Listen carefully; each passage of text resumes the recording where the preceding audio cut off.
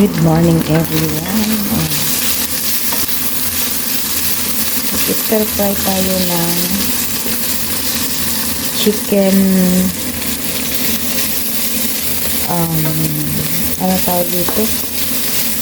Chicken breast. Hindi naman ito chicken breast yata. Ayan, may celery na pula.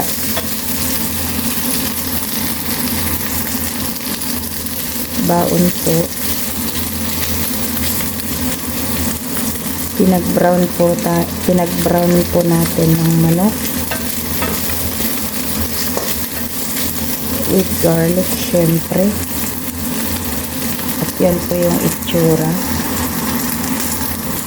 Ayan.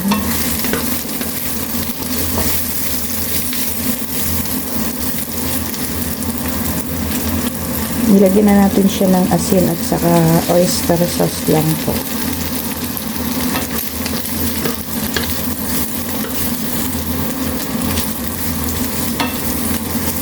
Tapos ang ilalagay lang natin, napakasimple lang po itong luto. Stir fry hanggang mag-brown yung chicken. Lagyan ng asin at saka oyster sauce. Tapos itong red pepper. Tapos ilagay na natin ang ating ginayat na celery. Hindi ko na ipakita guys kung paano siya gayatin or something. It's really very simple. Ito hindi natin yan i-overcook. Kasi hindi yan masarap pag may i-overcook. Lagay na natin. Tapos halo-haloin lang ng konti. Halo-haloin lang siya ng konti guys.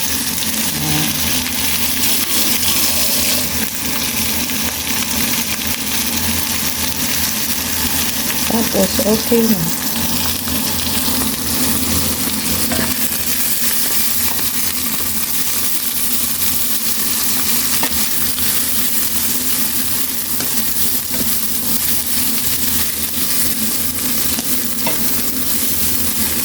Masarap ng baon si Alaga.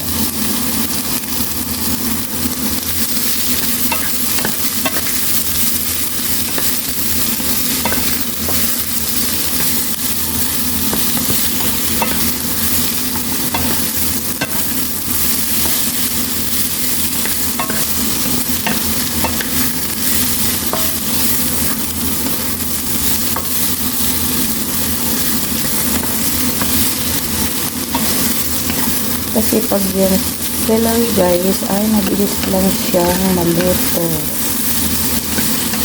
Pero ang ganda na yung kombinasyon, diba? Combination is here. Diba? Pinatay ko na yung apoy. Angat natin para hindi siya ma-overcook. Para crunchy pa rin siya later.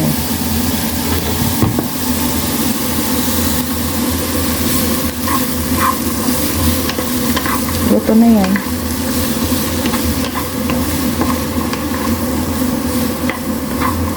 Okay na yan. Hindi ako naglalagay ng tubig guys.